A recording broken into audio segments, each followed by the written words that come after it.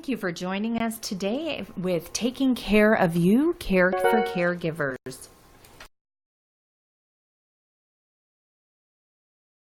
The webinar will be in listen-only mode, but we will answer questions at the end of the webinar. You may type them in at any time into your control panel.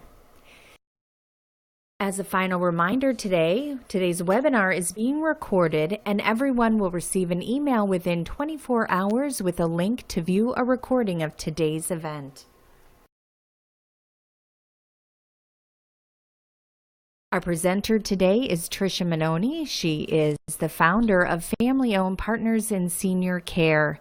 Trisha has over 20 years of helping families navigate the aging journey. So at this time, I would like to have her join us and present Taking Care of You, Care for Caregivers.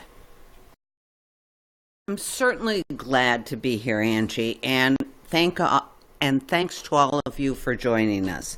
Being a caregiver is the toughest job you will ever love and hate simultaneously. I know, because I am one, both personally and professionally. Trust me, the professionally is much easier because there are no emotional apron strings. But before we discuss how to take care of you, let's talk about why. And that's really simple. You need to take care of you. No one else will. And if you don't take care of you, your loved one will also be left without a caregiver. So let's start with some of the risk factors for caregiver stress. There are a lot of risk factors, but I like to call these the big five. Being female, greater than 60% of adult children caregivers are women, and that percentage is higher if the care is limited to only personal care. Living with the person you care for example, a husband or a disabled child, a parent. And I caution you, stop and think long and hard before you move mom into your home. Are you up to this time and energy commitment? Is your family? What are the other options? If mom's already moved in, I'll be offering some tips to make that easier and share the fun with others. The next two go hand in hand, and I call it the caregiver creep. The hours of caregiving increase, and consequently you become socially isolated. And last but certainly not least, you often did not pick this job. Your husband has a stroke or has dementia. For better or worse, it's my job, and I cannot put him in a nursing home. Or I promised mom she would never go into a nursing home. Or I'm the only daughter, the one who has the biggest house. Or maybe you're the one who loves the most. I'm sure everyone listening has at least one of those risk factors. I'm a woman. I did not choose to have a disabled husband or a mother-in-law live to be 95. Thankfully, she lives in a senior living community, but she is requiring more attention than a year ago, and next year, she'll need even more. So what are some of the signs of caregiving stress? Well, the Mayo Clinic lists these: feeling overwhelmed or constantly worried, feeling tired most of the time, sleeping too much or too little, gaining, my personal favorite, or losing, gee, I wish, a lot of weight, maybe becoming easily irritated or angry, losing interest in the activities you used to enjoy, just feeling sad, frequent headaches, bodily pain, or other physical problems, abusing alcohol or drugs, including prescription medications. I'd like to add my personal abuse one, which is chocolate. It cures everything. If you want to see where you are in the level of stress, I'd encourage you to take our caregiving stress test and find out just exactly where you are on that stress spectrum. Now, what are the ways you can manage stress? Well, in 2011, ARP listed 10 tips to keep your stress in check, and we're going to go through those 10 right now. Put your physical needs first, or as I say, love thyself. Get regular medical checkups every year. You cannot take care of someone else if you do not take care of you. Eat right. That's nutritious meals. Limit sweets, junk food, and alcohol. Sleep well, 7 to 8 hours every night. And when you miss sleep, find some way to squeeze in a little nap. Exercise. And you're saying, where do I have time for that? Well, make the time for a half-hour walk or bike ride 3 to 5 times a week. Go to the park, smell the flowers, listen to the birds, watch the squirrels hide the nuts. I don't mean Olympic-style exercise. Just get out and keep that body moving. Connect with friends. I say I need to do that so I don't get so squirrely. I think it's best when you can get out of the caregiving environment to connect with others. Sometimes you can't get out of the environment, but if you can, some options are a disease-specific support group, local Alzheimer's or Parkinson's chapter. You can find a chapter via the internet. Old friends. Maybe the one person you can truly be honest with. I meet my old college roommate about every month. She managed her parents' care, and I manage my mother-in-law's care. We are what I call vent partners. We listen to each other's war stories. We laugh, we cry, and we feel better about ourselves at the end of a 2-hour lunch. Join a group that doesn't know you as a caregiver. Maybe that's a book club. Maybe it's an exercise class, and escape your reality for an hour a week. If you can't get away, what do? Make phone calls when you're walking or doing mindless chores. I call my sister or out-of-town friends when I iron. Love speakerphones. It also helps to make that ironing more palatable. Next, ask for help. Remember, there are no medals for martyrs. If you do not ask or are not prepared when others offer, you only have yourself to blame. So tonight, start 2 lists. Number 1, how can friends help? When our neighbor that has a severely disabled child, the child was hospitalized 2 years ago for 3 months. Mom was there the whole time, Dad going back and forth. For 3 months, the neighbors were on a schedule, and we walked the dog. Can you make a casserole? Or do you need a casserole made?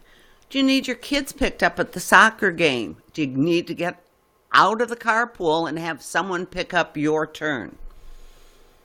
What can the rest of the family do for Mom? You need to delegate. If you have trouble delegating, make a 3rd list. Everything I do for Mom. Then look and say, which items could somebody else do? I know on my personal list, my sister-in-laws live out of town. When they come in, they get to clean Mom's closets and drawers because she's keeping way too much stuff. My brother-in-law takes care of all the financial matters, and he pays the bills. My next step is I'm looking for someone to declutter Mom's living room because she's now on oxygen and has a walker, and it's getting pretty hard to get around. I need to deal with Mom every single week, week in and week out. So I'm going to let one of her daughters fight the battle of decluttering. Call on community resources, area agency on aging, faith-based services. That could be the Council on Jewish Elderly, Catholic Charities, Lutheran Life. Disease-specific websites about the Veterans Administration. They offer benefits for both veterans and veteran spouses. We have websites for all of these things at the end. Check those websites out. print the information you find helpful and start a resource notebook.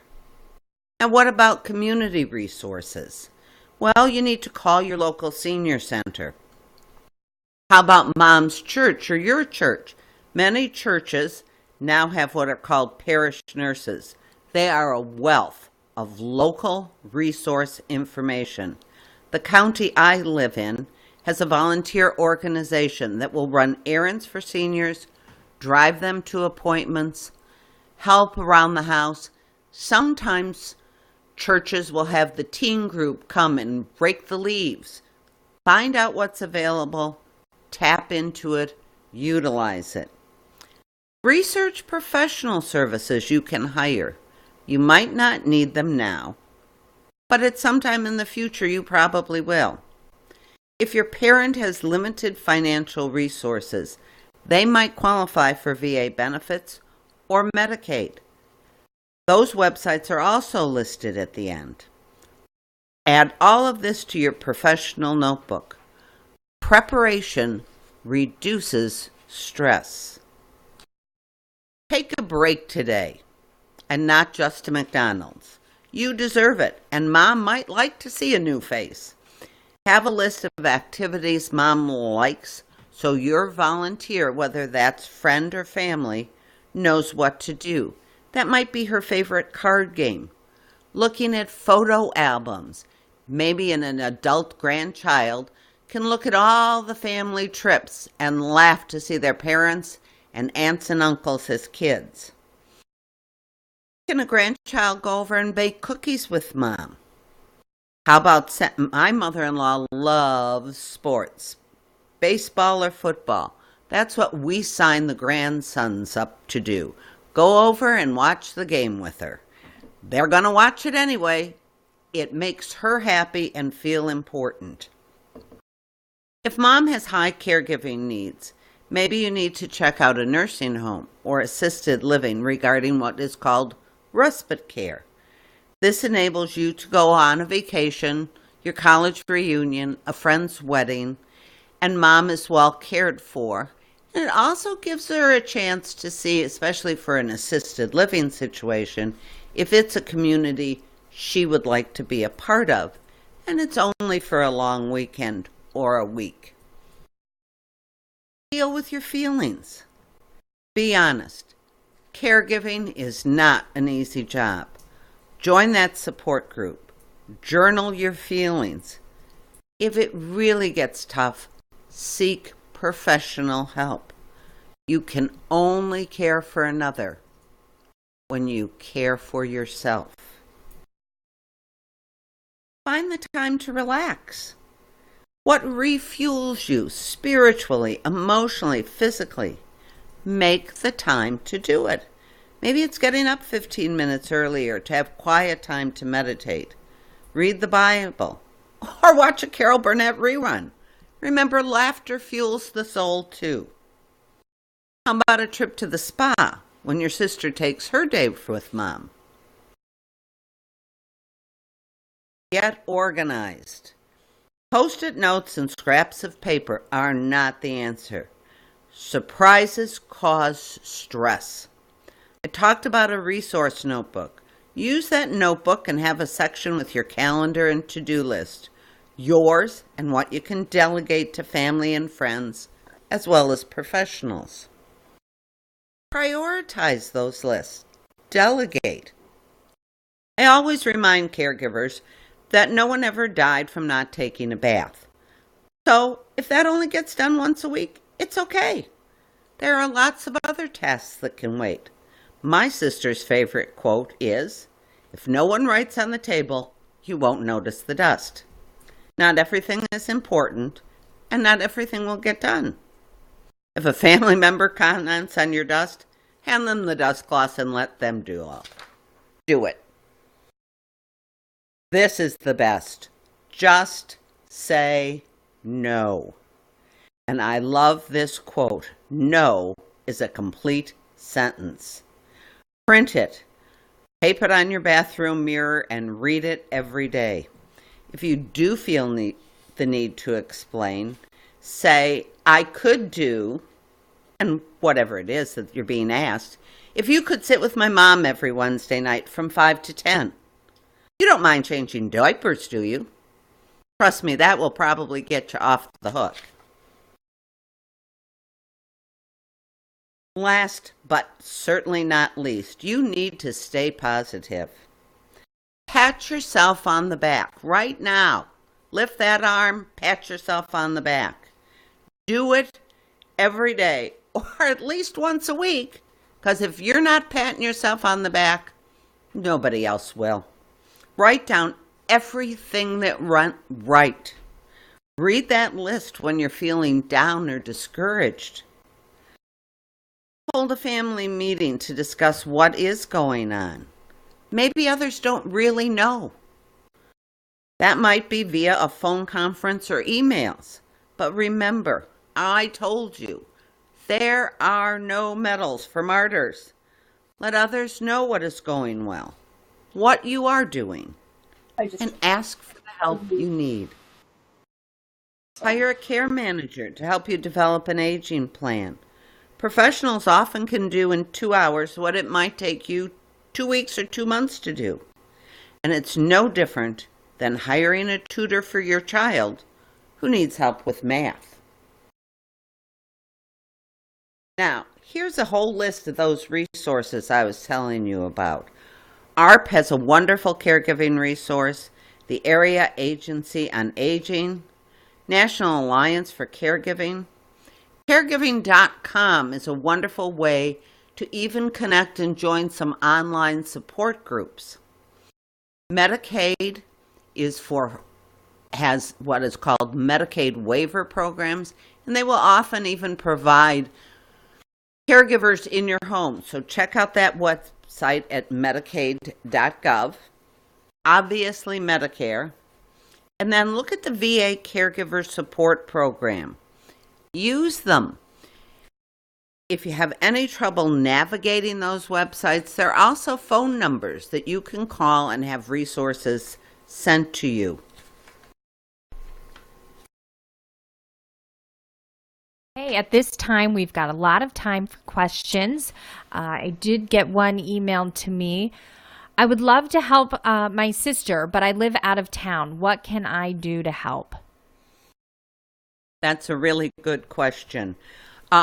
Because you do need to support the caregiving adult child. And oftentimes, adult children living at a distance feel guilty because they're not helping out and they really don't know how.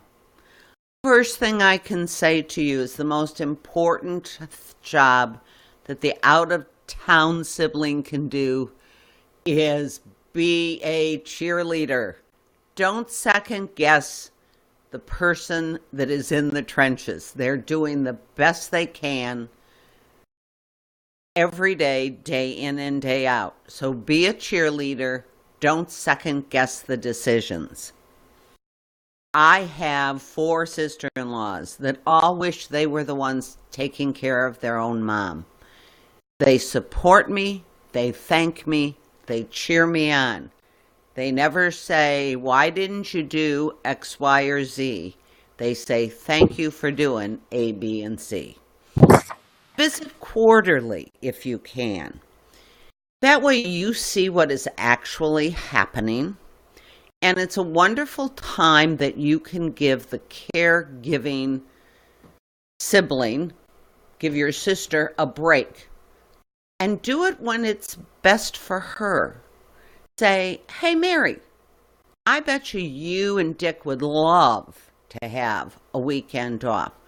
You make the plans, and I'll be sure to be the one that comes in to take care of Mom. Maybe it's a weekend that you want to get away with your husband. Your grandchild's graduating from college, and you're just really worried that someone won't be here if Mom has an emergency. So that's the time that the out-of-town people can come in and visit. My sister-in-laws are wonderful. They send me funny notes. They send me cards of encouragement. They also send me gift cards every once in a while. It's certainly not expected, but it's always appreciated. I've gotten Omaha steak boxes, which is great because I always have a meal if I'm in a hurry. I've gotten Harry and David. I've even gotten spa gift cards.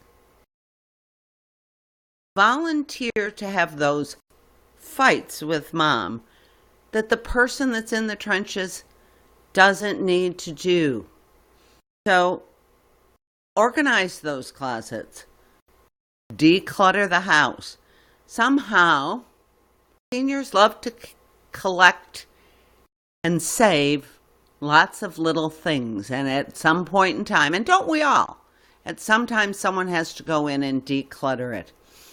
So sometimes it's a good job for the out-of-town sister to do when she's there visiting. Hey, Mom, can I help you organize your dresser drawers? I bet you have some clothes that we could donate to Goodwill. Or put together outfits that match so that there are 5 or 6 cute outfits with matching jewelry for Mom to put on when she goes out with friends. Maybe you can't visit. Maybe you have a high-powered job and you'd love to be there pitching in and you can't. Then maybe you can pay for a caregiver to give your sister a break or offer to pay for the respite care.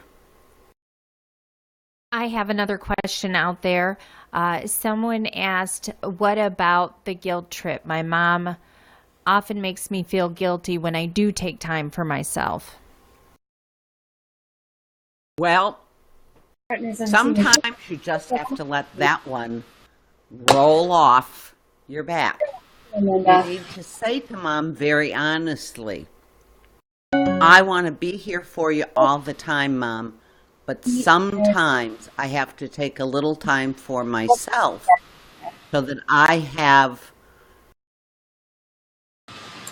even more love and patience to give you. Sometimes you need to say, I need to spend some time with my children, my grandchildren, my husband. Remind them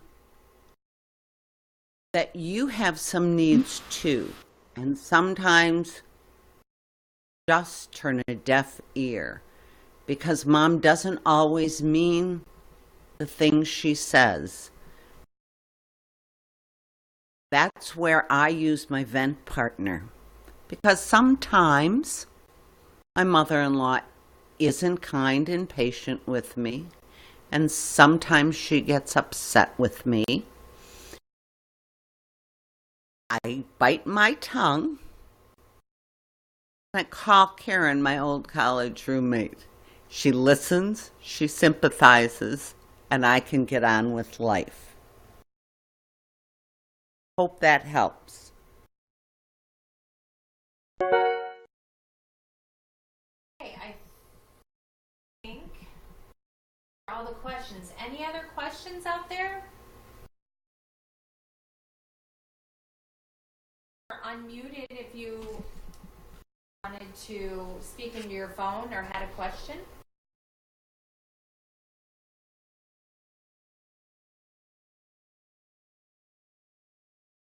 Okay, well, that will wrap up today's webinar. Don't forget to give yourself a gift of peace of mind. Partners in Senior Care has a Care Connector healthcare binder. You can order one on our website. And save the date. The next webinar will be September 14th, talking with your doctor, taking an active role in your health care. I know there were some problems online. We are going to try a new service next week, so hopefully we won't have these technical issues. Thank you again so much for joining us today. If you or someone you love could benefit from a caregiver providing help with dressing, bathing, and medication reminders, give Angie a call at 847-548-1330. Partners in Senior Care, our family taking care of your family. Thanks so much for joining us. Have a great day.